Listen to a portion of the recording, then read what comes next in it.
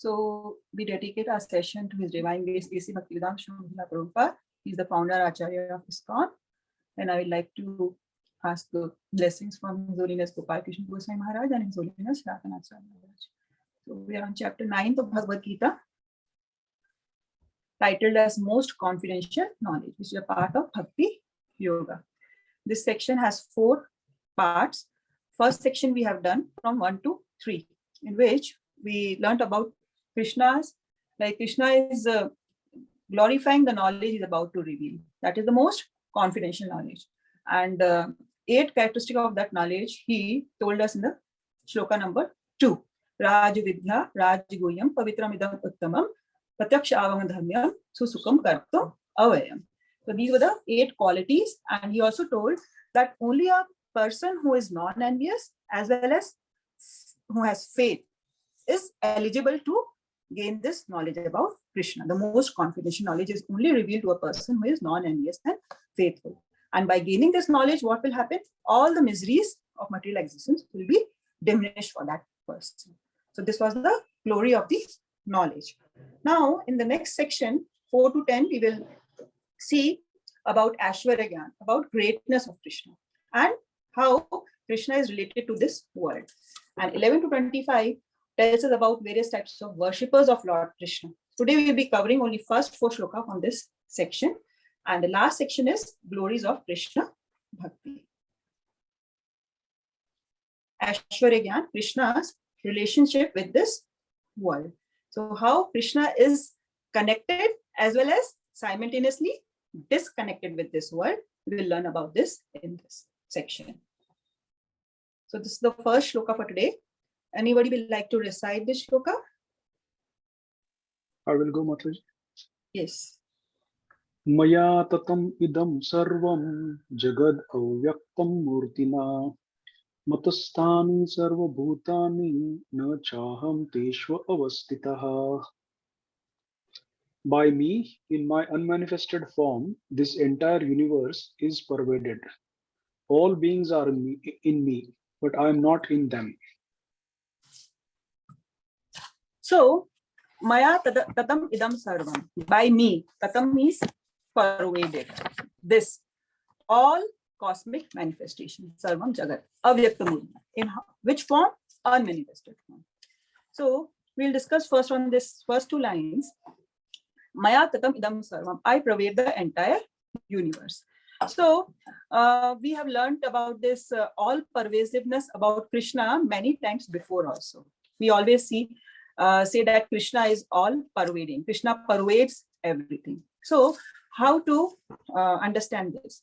Krishna pervades everything. One is, like we know that Krishna says in 15 chapter, 15 shloka, aham, like a hade shani vishto, like I am there in the heart of every living entity. So as Paramatma, he is present in our every living entity, as well as it was told in 7th chapter that Krishna pervades each and every atom of this universe.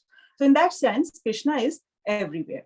As well as in 7th chapter, we learned that Krishna pervades this entire universe through his energies, through his spiritual and material energies. Because there we learned that all created things are either material energy, spiritual energy, or a combination of both these. So this entire universe is pervaded by Krishna in form of his energies.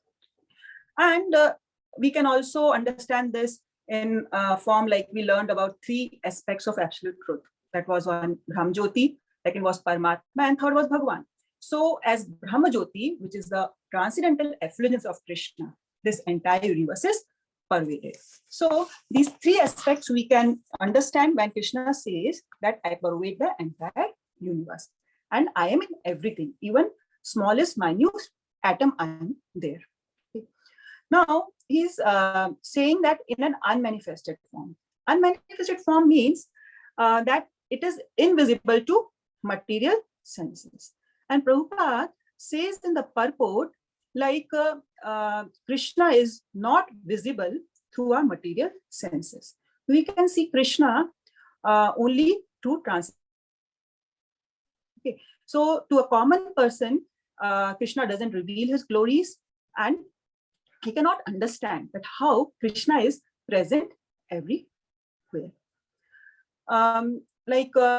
With an example, Prabhupada explained in the purport, we have a government, okay, and that government is headed by, suppose, a prime minister or a president or a king, and this government has many departments, okay, and in each department one head is there. So these departments can be called as energies or powers of that main government or the king, and it is not necessary that Krishna is present in all of the departments. Okay. Through his energies, all the work is being done. So that is an example to explain that how in an unmanifested form, without being present, through his energies, Krishna is maintaining this entire universe. Now, Matstani Sarva Bhutani. Third line is, all living beings are in me. It means that the existence is dependent on me as I am their cause. We have learned this so many times that Krishna is the cause of all causes. He is the source of the various this creation. So all living beings are sustained by him, are maintained by him, or they can be called that they rest in him. Okay. And this resting part can also be understood that we all know that as Mahavishnu, when at the time of Pralaya, at the end of Brahma's life, all living entities lie in the body of Mahavishnu. So in that sense also we can say that all living beings rest in Krishna. And it basically means that their existence is dependent on Krishna. And Krishna is the very source, very cause of everything that is existing in this material world. Now, the last line Krishna says, but I am not in them. What does that mean? Because just now we saw that Krishna says, I am all pervading, I am present in each and every atom, and as super soul, I accompany all the living entities. But here this line implies, or it means that Krishna, though everything is resting on him, he's aloof, he's detached. He's not dependent on anything. He's fully independent because he is transcendental. And then at the same time, we have learned in the 7th chapter that Krishna says that all these material modes are in me, but I am beyond all these material modes. I am not attached, I'm transcendental. I'm not involved directly in the activities of this material world. So though everything rests on me, is dependent on me, I have nothing to do directly with this material manifestation. So in a sense, I am very much aloof and detached, though I have created this material world. So this is the explanation of this first verse. If any questions, you can ask. So Mataji, wherever we say, I think they are all, I am not in them, this can be understood this way. I mean, he is detached, he is independent of 3 modes of material nature and all that, and all pervading is different from this statement, right? All the time. Yes, we can take it in a form that in the form of super soul aspect, Paramatma aspect, he is present everywhere. But when we take him as a Bhagwan manifestation, the topmost manifestation, as Krishna, the two-handed form, then he is not dependent on this material universe. He is aloof. Okay. Unmanifested form means Paramatma, we can take. Unmanifested form is Paramatma or the Brahmajyoti. It can be, because he is present in the form of Brahmajyoti or his energies, which we cannot see, a common man cannot see. But a devotee can see, and we will see in the next verse, and how a devotee can see that Krishna is present everywhere in his unmanifested form. Actually, Brahmajyoti is also, it is, Effulgence. yeah, but it is beyond the material world. Yes. So when he's saying that we are all existing in him, that means we are in his energies. It does not mean we are in Brahmajyoti, because Brahmajyoti is... No, I'm asking the opposite question. He's saying Maya Tattamidam Sarvam. I was trying to understand that part. In unmanifested form, he is present. The entire. Yeah, and pervading the entire universe. So that is not Brahmajyoti. Yeah, then it is Paramatma. It can be Paramatma. Yes, it can be Paramatma, that he is pervading the entire universe, and also with his energies. With his energies. है ना? Mm. But that energy is not. है ना? Okay. So in this verse, in purport, Prabhupada says that in Brahma Samhita it is stated that Prem Anjana Chachurita Bhakti Vilochena Shanta Sadeva Hideshu Vilugyanti. One can see the Supreme Personality of Godhead Govinda always within himself and outside himself if one has developed the transcendental loving attitude towards him. So only through the eyes which are tainted with love, we can see Krishna's present outside us as well as within us. Example like Surdas's picture is given in this slide, and we have discussed the Surdas story that he was able to describe the appearance of Krishna, though he was not able to see. So he was a devotee of the Lord. So whether Krishna is present in manifested form, unmanifested form, it is visible only to devotees, not to non-devotees.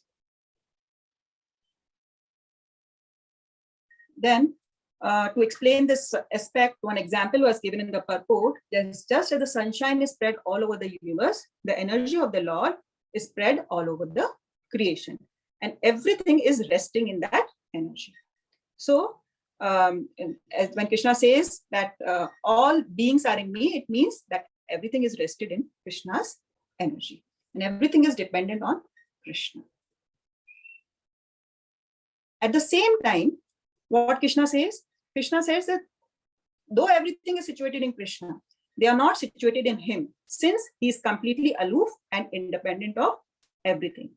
He is directly not involved in the activities of this material world. He only desires, and this creation happens, and all the activities in this material world are carried out by his energies under his supreme will, but he is not attached, and he's not attached because he's beyond this material creation.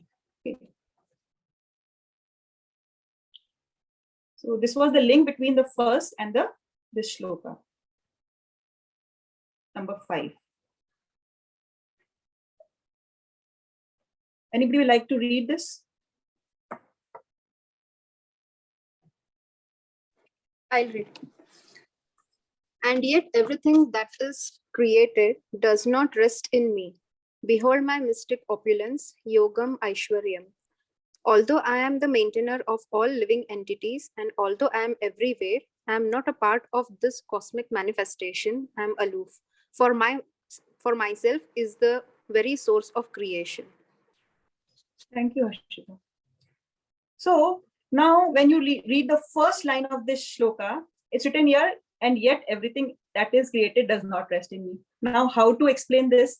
In the previous verse, Krishna was telling that everything rests in me.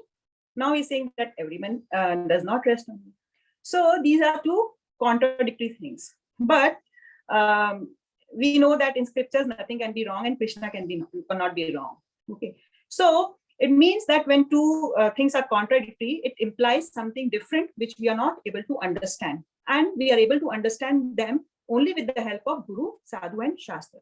If on the basis of our knowledge or our intelligence, we want to understand this, it will be difficult for us. So Prabhupada explains about this line in the purport that it means that though everything is resting in Krishna, is dependent on Krishna, but Krishna is not burdened by the burden of maintaining this material world. He is not at all stress of maintaining this material world. He is not in anxiety. He has not to strive hard to maintain. He is not struggling to maintain this material world. So it means that although everything is dependent on him, he is not burdened by this.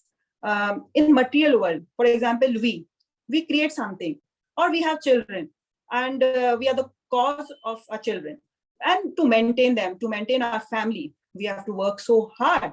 Okay, everything like we are in so much anxiety. Krishna, though he has created this material world, he's behind this creation, he's the source. But though the activities of this material world are carried out very smoothly, okay, because these activities of the material world are carried by the energies of the Krishna. Okay, we have learned about the material energy of the Krishna, this Devi Prakriti. the energy which is called divine in 7.14, because it is connected to Krishna. It takes charge of maintaining this material universe under the supreme will or direction of Krishna. So supreme direction is by Krishna, he is the supreme director, but the activities are carried out in control of the material nature. That is the energies of Krishna. So after telling this, Krishna says, behold my mystic opulence, Yoga Ashwaryam. So he says that such is the inconceivable Ashwarya of mine, that though everything depends on me, everything rests on me, but I'm aloof, I'm independent, I'm not dependent, and I'm not burdened by the presence of living beings in me. So I'm maintaining the entire universe, and I'm everywhere. I'm not a part of this cosmic manifestation, because I'm aloof, and my very self is the source of whole creation. So we have learned about this. So this is the inconceivable energy of the Krishna, inconceivable power of Krishna, which is difficult to understand by non-devotees.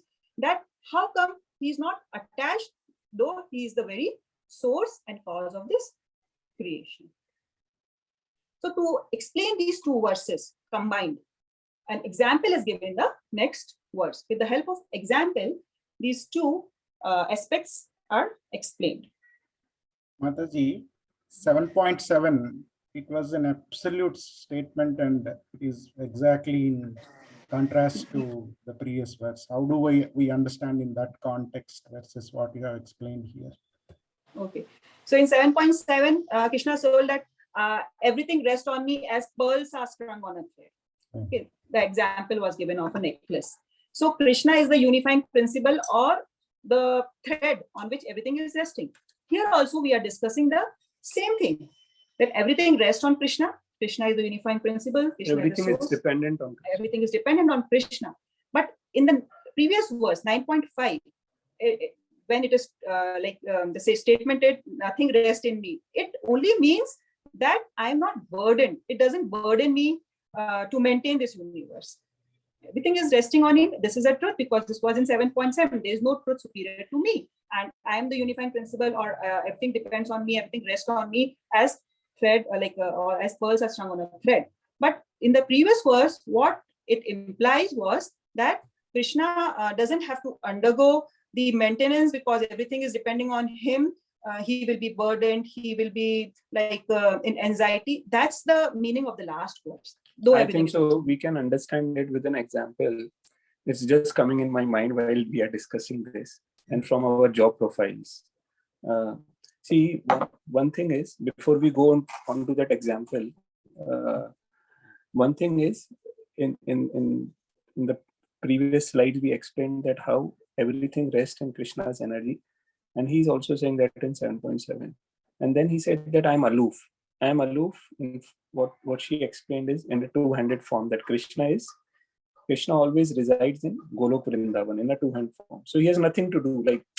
See, and if you remember, we gave an example of a German who came to India and he went around all the different states and temples, and someone asked him, can you tell us, who do you think is the supreme personality of God? And he said, according to me, Krishna is the supreme.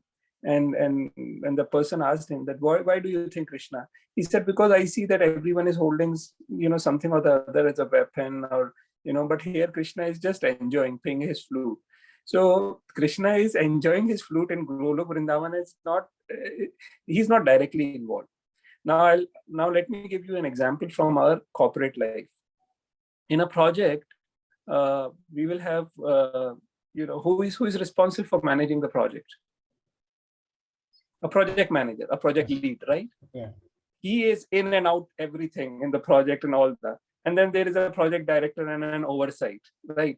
Now, what is oversight work? Is he involved in everything? He's just, taking the risk review meetings and project review meetings, and he'll just guide, okay, you do it. Krishna is not even doing that.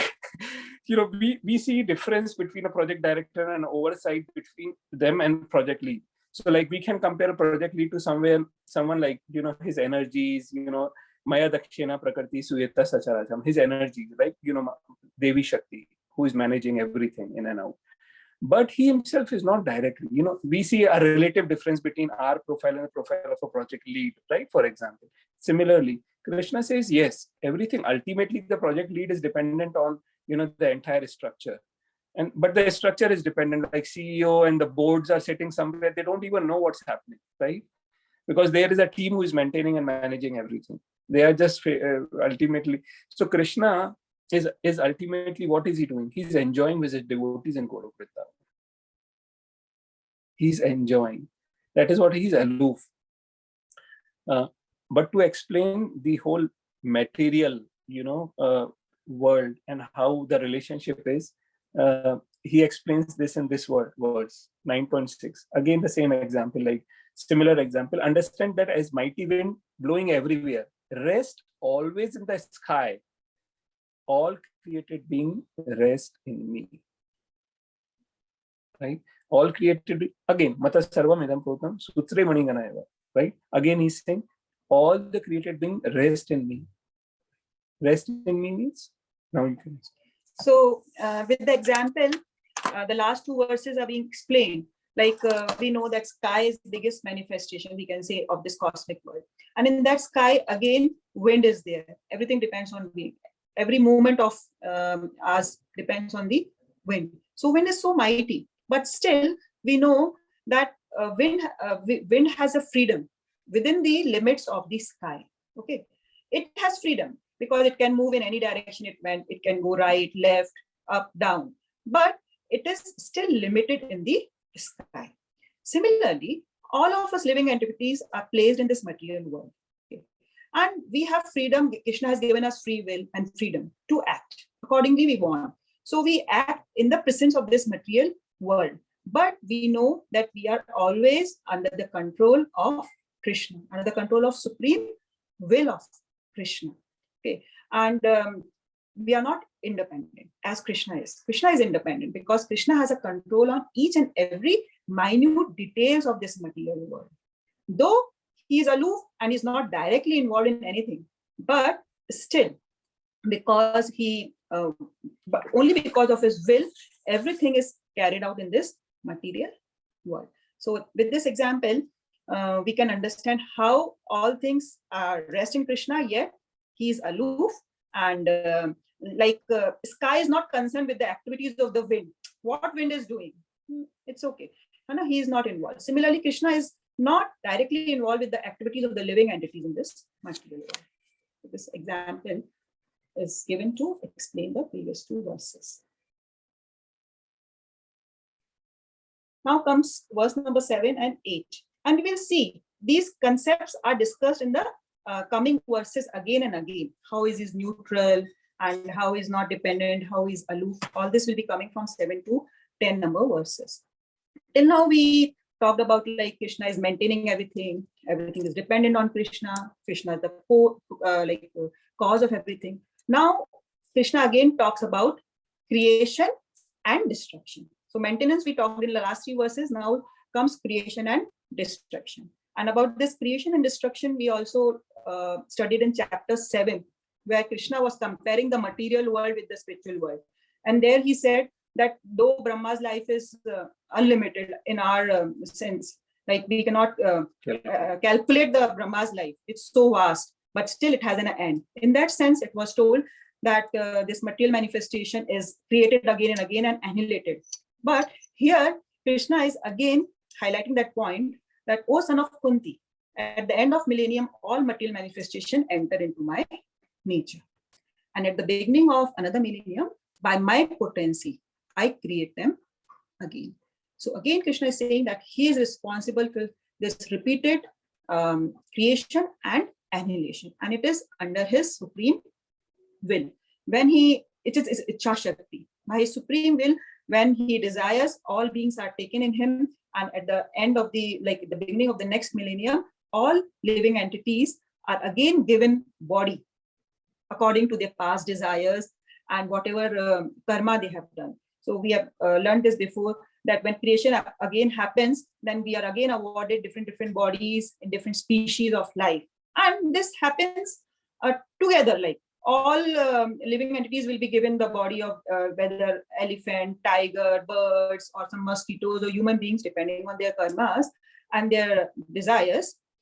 And like refutes the theory of evolution according to science, which says that human being was evolved from monkey. But according to Bhagavad Gita, all these species of life were directly placed at the same time simultaneously in this material world when creation happened. And this cycle is repeated.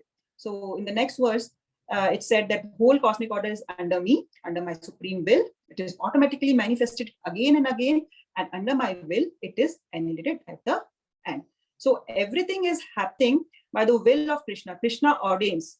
Okay, we have learned that cycle, that Krishna is giving the orders, material nature is facilitating, and we only desire. So in that sense also we can understand that Krishna, nothing can happen without the will of Krishna, like not even a blade of grass moves. So this creation and annihilation of the material world is directly under the will, supreme will of Krishna.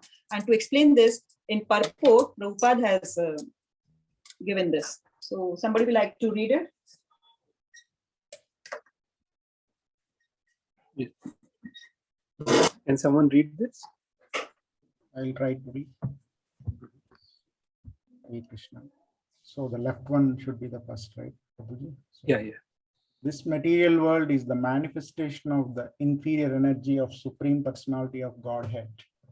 At the creation, the material energy is let loose as the Mahat Tattva, into which Lord, as his first Purusha incarnation, Mahavishnu, enters.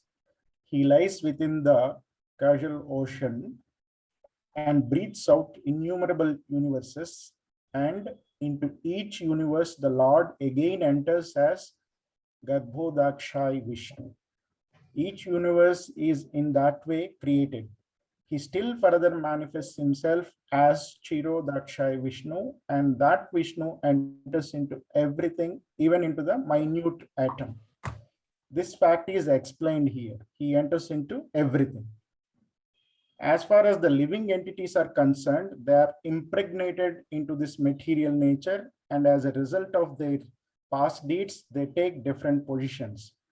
Thus, the activities of this material world begin. The activities of the different species of living beings are begun from the very moment of the creation. The different species of life are created immediately along with the universe. Whatever desires the living entities had at the last annihilation are again manifested. The creation takes place to accommodate the inclinations of the various living entities, and so the Lord does not become involved with it.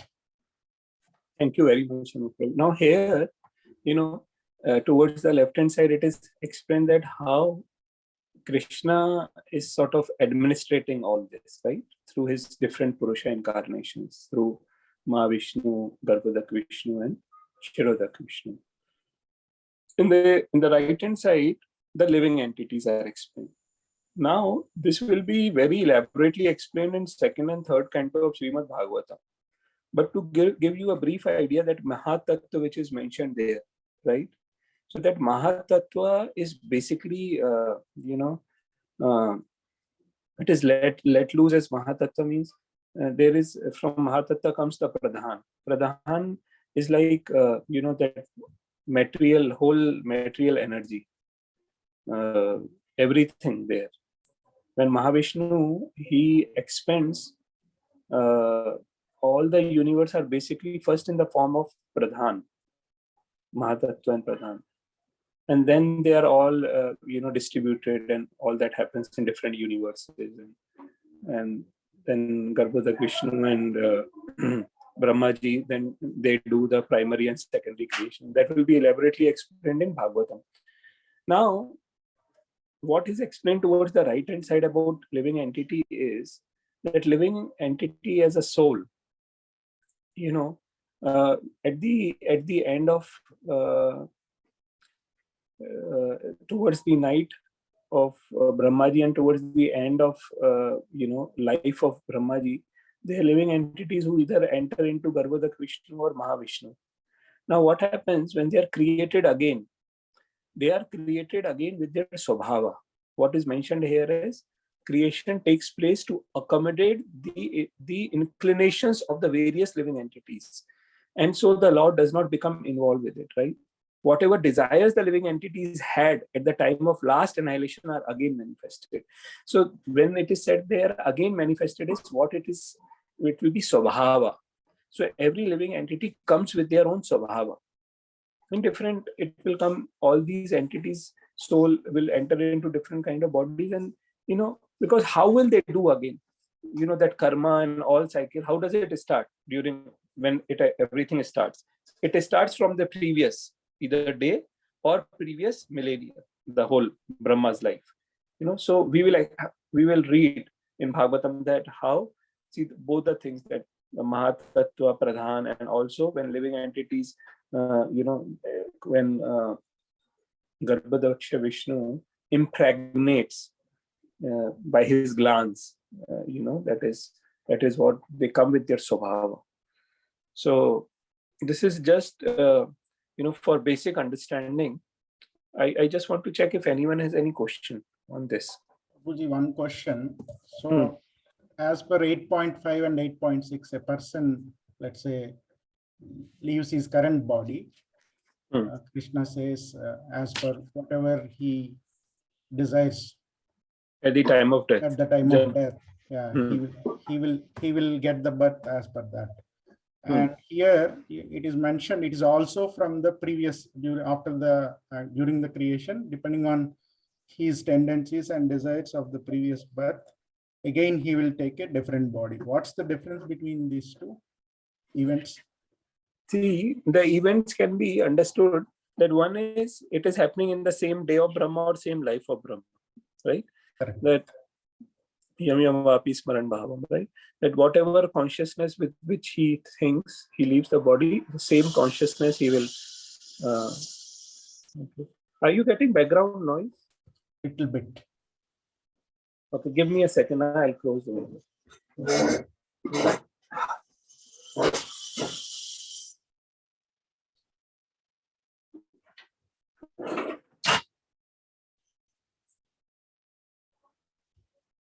So what happens is, one thing is happening in the same day or same life of Brahma, another thing is happening in the different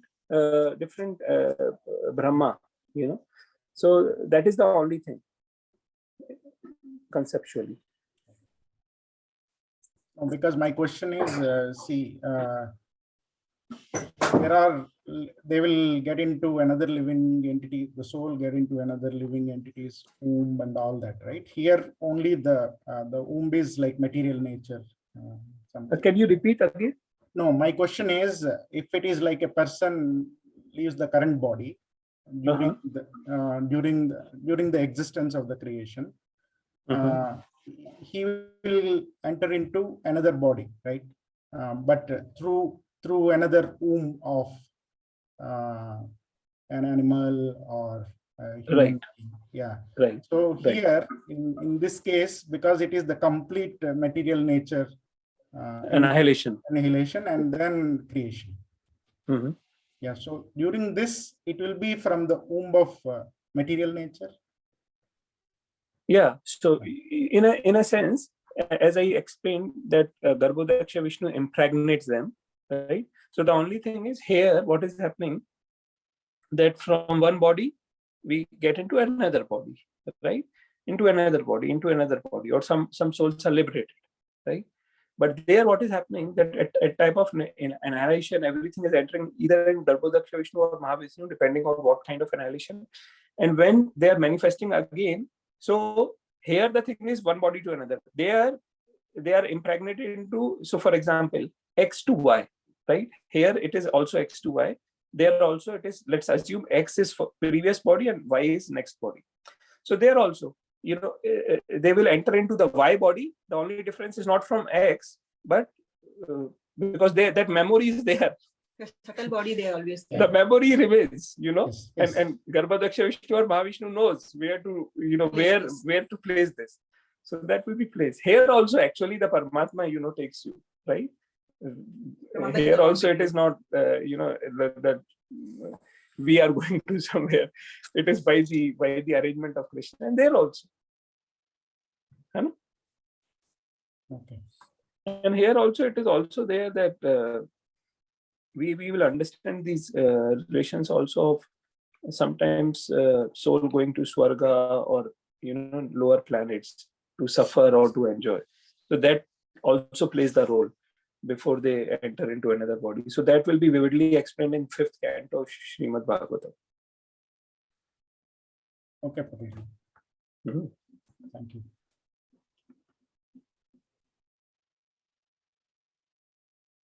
So in the next verse, what Krishna says, again the same thing. Oh Dhananjay, all this work cannot bind me.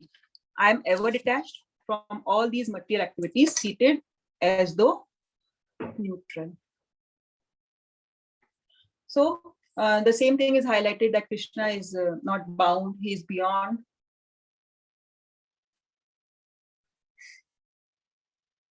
And he is ever detached from all these material activities. He's sitting there as neutral. Neutral means, again, he's not directly involved and he's not concerned what we living entities are doing here. If so, according to free will, if we want to enjoy and we want to be trapped in this material energy, then Krishna allows us. He gives us independence. He doesn't interfere in that. And if somebody wants to turn towards Krishna, then Krishna facilitates that also. So the thing is that Krishna never gets entangled because there is no attachment. We living entities, what happens if we create something, if we maintain something, we are attached to it. And due to that attachment, we we are not able to get out of that entanglement. We get more and more entrapped into it. But it's not true for Krishna. Krishna is ever detached from all these material activities. For this, we in the purport one example was given about a judge. Like a judge, by his order, so many things happen. Like somebody is hanged, or somebody is given wealth, somebody is awarded some land and all. But the judge is neutral from all these activities. Everything is happening under his orders, but he is not directly concerned what is happening with what. Similarly, Krishna is not concerned what is happening in this material world. He only wills, desires, and everything is done by his energies. And to summarize all this, we have studied in these shlokas, previous verses. Again, this verse comes where it is told that Krishna is the ultimate supreme director. Maya dekshina prakriti suyete sacharacharam hetu nanena kaunteya jagat viprivartate. By my direction, this material nature is producing all moving and non-moving beings. Under its rule, O son of Kunti, this universe is created and animated again and again. So, under Krishna's direction, what does it mean? We have learned that Krishna only glances. By his glance, he impregnates this material world with the various living entities, and all moving and non-moving things are produced. And we have also known that this glance is called Shambhu, and then Shambhu and the material nature together are responsible for the production of all these living entities. And so definitely there is action on the part of Krishna. Krishna is glancing, but still, what's his main activities? His main activities is in the spiritual world. In the two-handed form, he's enjoying with his devotees. Though he is the supreme director, everything is under his direction, but still he's aloof. So under its rule, O son of Kunti, this universe is created and animated again and again. So to summarize this relationship of Krishna with the material world, we can give an example which is given in Smritis, that a flower is there and a person is there.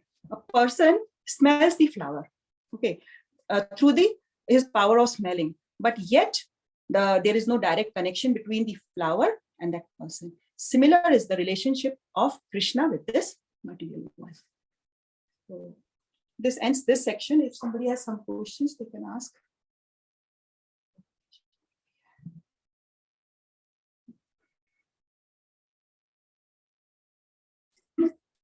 Okay. Even Krishna creates I think Mahavishnu and then Kshirodakshay Vishnu, Garbhodakshay Vishnu and Kshirodakshay Vishnu. And the same Mahavishnu, I think, takes the position of Garbhodakshay Vishnu, or they are different entities as per our understanding. And is it conceivable or is it understandable that all these three are three different, I would say, what I would say, Purushavataras Krishna has created three different Purushavataras, or is it one Purushavatara that has performed? These Purusha, Yeah. these Purushavataras are not directly created by Krishna.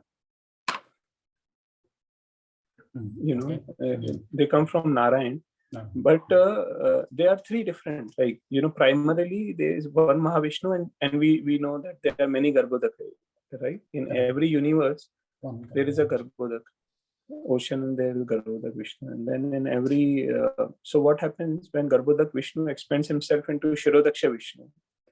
Kshirodaksha Vishnu is in every atom, but there is also one main Kshirodaksha Vishnu who is lying in the Shir Sagar.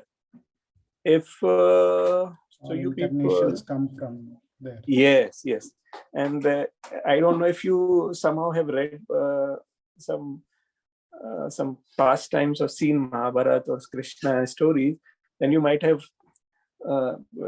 remember that when Brahmaji goes along with all the demigods, he goes to the Shir Sagar, right? And he prays. So then he hears voice, right? He doesn't have the darshan, but he hears, okay, I'm going to come. So there is also one main Kshirodaksha Vishnu who is lying in the Shir Sagar. So they are different Purushas, not just one. They have different functions. So for example, you can remember by this what Mahavishnu, breathing in and out, is everything manifesting and annihilation. You remember that? Yes. He's breathing out everything. So in that, you know, all different universes will manifest, and you know, all those things happens. And just breathing in, everything goes inside. So all the Kshirodaksha, Garbhodaksha, everything we have lived. So Brahma's life is so long. Everything is just breathing in and out of Mahavishnu. Garbhodaksha Vishnu has different function. So Garbhodaksha Vishnu also takes in at the end of Brahma's days, so many days Brahma lives. He takes in everything and then creates. They have different functions. Or they can be explained as portion of plenary expansion. Like first expansion is Mahavishnu, and from that so many Garbhodakshas are expanded. So like that also we can say portion of the plenary expansion, and then from many Garbhodaksha Vishnu, again so many Kshirodaksha Vishnu are manifested. So they are expansion, like from one tree, so many like that. You will understand all these things very vividly, I tell you very frankly, not in Bhagavatam, in Chaitanya Charitamrita. So you will have to have little patience for now, you know, try to understand these things. In Madhya Leela of Chaitanya Charitamrita, I think so, I've told you even. So what is the difference between Krishna, for example, one Krishna expanding himself in Rasa dance, or with different queen in Dwarka, you know, so that Krishna. And then what is the difference between Krishna who expands himself into Narayan or Balram or Vasudev, Sankarshan, into Mahavishnu and all these. So there is a vivid explanation of all these things. Right? Potency is one, the Tattva is one, Vishnu Tattva. But then little differences there.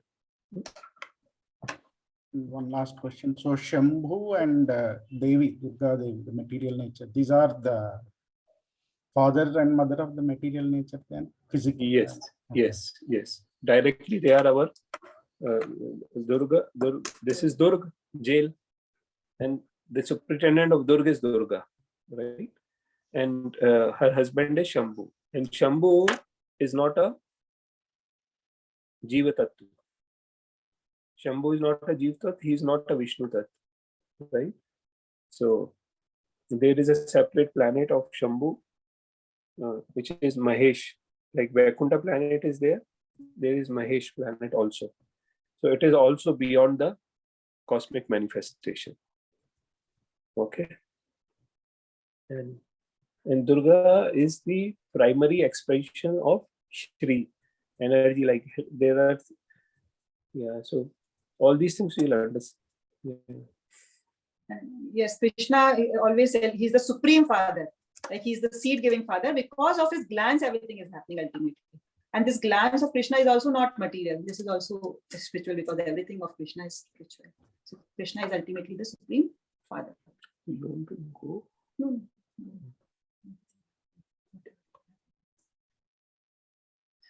So now the next section starts different types of worshippers of Lord Krishna from 11 to 25. So this is just a summary of this section in this slide. In 11th and 12th verses, we will discuss that fools consider Krishna as an ordinary person. Even like in the last section, we learned about the greatness of Krishna, Aishwarya Gyan of Krishna. But who are fools, they will not understand that how Krishna is great. They will consider Krishna as an ordinary human being. So this is discussed in 11th and 12th, and 13th and 14th, there is a contrast. Now, Krishna tells about Mahatmas or Bhaktas. They are not fools. They know about Krishna's greatness and sweetness, and they worship Krishna constantly with devotion. After these 4 verses, from verse number 15 to 25, we will discuss about Pratikopasna and Vishwarupasna. And the first is Eketvena, that is Ahengropasna, that will be dealt with in 12th chapter, from verses 1 to 5. Ekatve means that when the philosophy is that we are the living souls and Krishna are one and the same. We are just covered by this material body, and when this covering of material body is gone, we become one with Krishna. So that is their philosophy, and that will be discussed in 12th chapter, first to 5 verses. Worship is oneness, thinking themselves as God. Then what is this Pratikopasna is worship in diversity. That people sometimes they worship different demigods. So about demigod worship, again, this chapter highlights, which we have already discussed in 7th chapter. And the third thing is Vishwarupasna. Vishwarupasna means sometimes some devotees, like they focus on the Vishwarup aspect, the universal manifestation of Krishna, the universal form of Krishna. They consider that to be the highest. So these worshippers are called Vishwarupasna, and they think that worship in universal form, that is everything. And that will be from verse number 16 to 19. And again, the chapter 11, that is fully about universal form of Krishna. So today we will just touch upon 11 to 14 verses. Anybody like to recite this verse? I will try, Mataji. Yes. Hare Krishna. Avajananti mam mudha manushim tanumashritam param bhavam ajananto mama bhuta maheshwaram.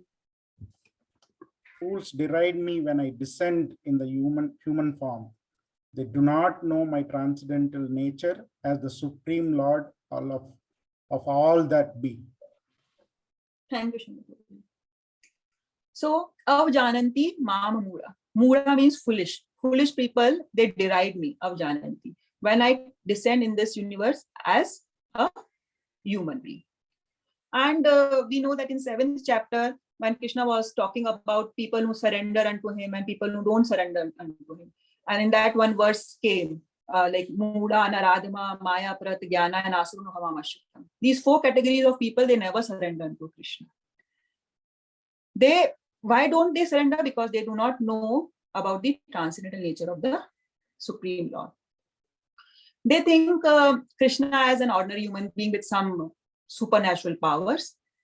Okay. Example is given about like Shishupal. Yeah? This picture is also showing about Shishupal. He used to mock about Krishna. He used to find faults in Krishna. And when his quota was over of 100 faults, then he was like Sudarshan Chakra of Krishna just killed him. So these categories of people like Duryodhana, Jarasandha, they never believe that Krishna is Supreme Personality of Godhead. They think him as one of the other human being who is a king, who is a diplomat, and they will always say that he's a Makhan Chor, and they will not definitely ever able to understand the transcendental nature of Supreme Lord.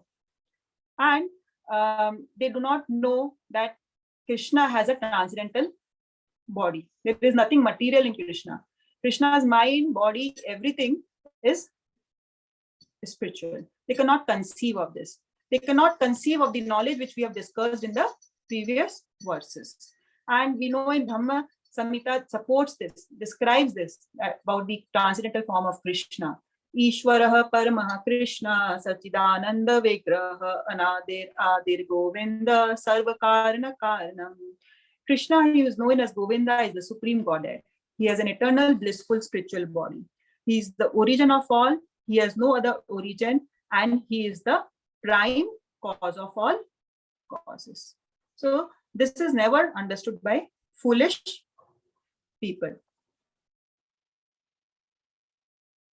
And in Gopal Tapani Upanishad also supports this, where it is called Sachidananda Rupaya Krishnaya. I offer my obeisances unto the Supreme Personality of Godhead Krishna, who is the eternal blissful form of knowledge. Krishna's body is Sachidananda Vigraha, full of eternity, bliss, and knowledge. And similarly, this is also told, Tam Ekam Govindam. You are the Govinda, the pleasure of the senses and the cows. Sachidananda Vigraha. And your form is transcendental, full of knowledge, bliss, and eternity. So it is confirmed in both these scriptures that Krishna's body is transcendental. But foolish people, they deride Krishna when he appears as human being. Even if he performs activities and leelas like showing the whole universe in his mouth to Yashoda Maiya, to this Govardhan Leela, they will not consider Krishna as something great, as transcendental.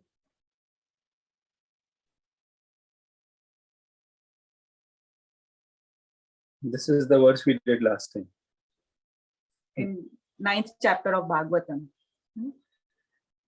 Eshe Esheve Bhagwan Sakshat Adyo Narayana Moya Maya Lokam Gunasharati Vishnu. This Shri Krishna is no other than the inconceivable original personality of Godhead. He is the first Narayana, the supreme enjoyer, but he is moving amongst descendants of King Vrishni, just like one of is bewildering us with his self-created energies. So those who want to get bewildered, they will be put under illusion, which is described in the next verse, 9.12. Those who are thus bewildered. So those who are foolish, they get bewildered, and they are attracted by demonic and atheistic views. In this deluded condition, their hopes for liberation, their fruitive activities, and the culture of knowledge are all defeated. So if one is bewildered and is under delusion, definitely he is demonic in nature, he is atheistic. He is a fool number one. And like sometimes we talk about this Mayavad philosophy. In Mayavad philosophy also, it's called Maya Prahat Jnana. Their Gyan has been stolen by Maya Devi. And that's why they think that we have got this material body, and when we leave this material body, then there is no difference between us and the Supreme Soul. We are one. And that's why they cannot comprehend that how great is Krishna and how his body is transcendental. And because they are in such bewilderment, so delusion, what will happen? Whatever they aspire for, even if they are aspiring for liberation, like Brahmavadis or impersonalists, their hopes will be baffled. They will not get success in this. And the Sakam Karmis, they are doing various activities, various pious activities, charity, this and that, to gain heavenly planets and all that. But if they consider Krishna like this, then their activities will also be not successful. They will be baffled and they will be defeated in their activities. Similarly, some like these people who are after cultivation of knowledge, they are searching after knowledge, but they don't consider Krishna as the Supreme Personality of Godhead, then their all efforts will be a waste. They will not gain success. So ultimately the message is, we have to understand that Krishna is beyond this material world. He is transcendental and his body is Satchidananda Vigraha. To contrast this, again, in the next two verses, it's talked about Mahatmas, how Mahatmas take Krishna. So this is also one of the important verses. Somebody would like to recite this verse?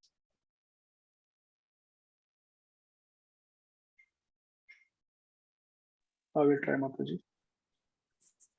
Mahatmanastu mam partha daivim prakrutim ashritaha bhajanti ananya manaso jyatva bhutadim avyayam. O son of Kruta, those who are not deluded, the great souls, are under the protection of the divine nature. They are fully engaged in devotional service because they know me as the Supreme Personality of Godhead, original and inexhaustible. Thanks, Harshad. Thanks, Ashok. So, Mahatma Nastu Mam Partha. O son of Pritha, these Mahatmas, the great souls, they are under my divine nature. And here the divine nature, what is used is for internal potency of Krishna, and that is Antaranga Shakti, that is Radharani.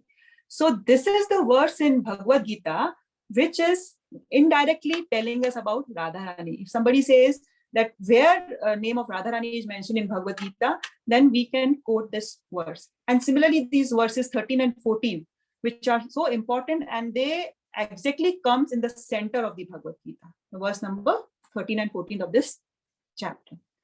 So, O son of Pritha, those who are not deluded, those who are devotees, those who are great souls, they are kept under the direction of divine nature. Krishna takes special care of these devotees. They are directly under the care of Radha Rani. And the Radha Rani is called here as divine nature. Now, if we know that in 7.14, when Krishna says, Devi Haisha Gunmaimam Maya Duraktaya, there it was talked about material energy. And there, that material energy also was called Devi. And we discussed why it was called Devi there. Because anything which is connected with Krishna is divine. So in that sense, there Maya Shakti was also called as divine. But here it refers to Radha Rani, Antaranga, internal potency of Krishna. So those who are fully engaged in devotional service, because they know me as the Supreme Personality of Godhead, original and inexhaustible. So these devotees are always doing the 9 limbs of bhakti. And because of that, we know Dadami Buddhi Yogam Tam. Krishna gives them knowledge. Krishna reveals them. And that's why they know Janma Karma Chame Divyam. They know all the activities, form, pastimes of Krishna. And they are never deluded. They know that Krishna is the Supreme Personality of Godhead. He is transcendental. He is the original personality. And he is inconceivable and inexhaustible. So, and to support this verse, again, the last verse for today is 9.14. Satatam kirtayanto mam yatantasya dridvata namasyantasya mam bhaktya nitya yukta upasate. Always chanting my glories, endeavoring with great determination, bowing down before me, these great souls perpetually worship me with devotion.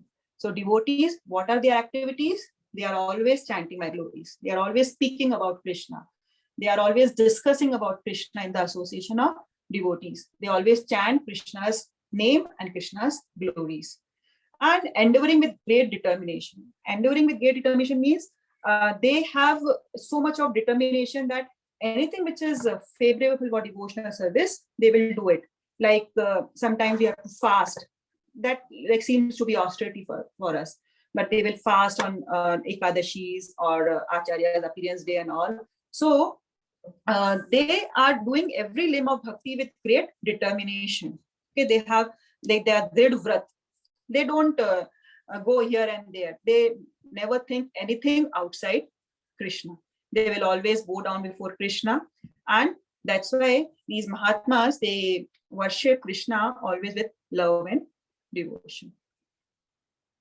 So this is the last verse of today. Mataji, one more time, how did we differentiate that 7.14 verse where Daivi Hesha Gunmayi and here? So you said that it is Krishna's internal Antaranga Shakti, right? This one. Yes. 7.1. And Maya Shakti is Krishna's external potency. External energy. Okay. So Maya Shakti, like those people who wants to be under illusion or delusion, they are kept under the protection of Maya Devi.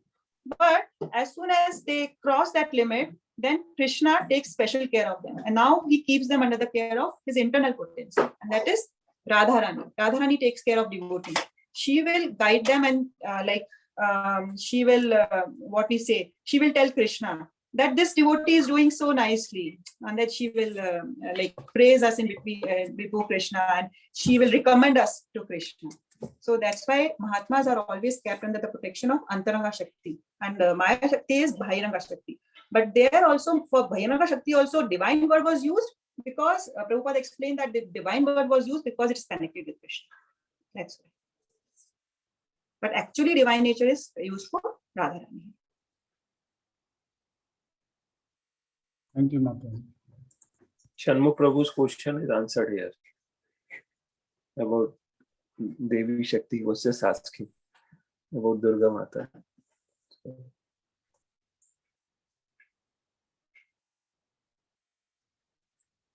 Any other question?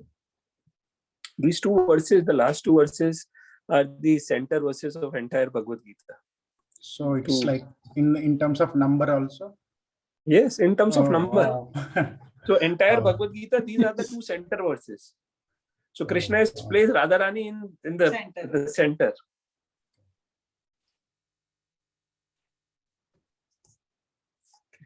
Okay. So we'll end the session. Yeah. Hare Krishna. Hare Krishna. Mataji. Hare Krishna. Hare Krishna. Krishna.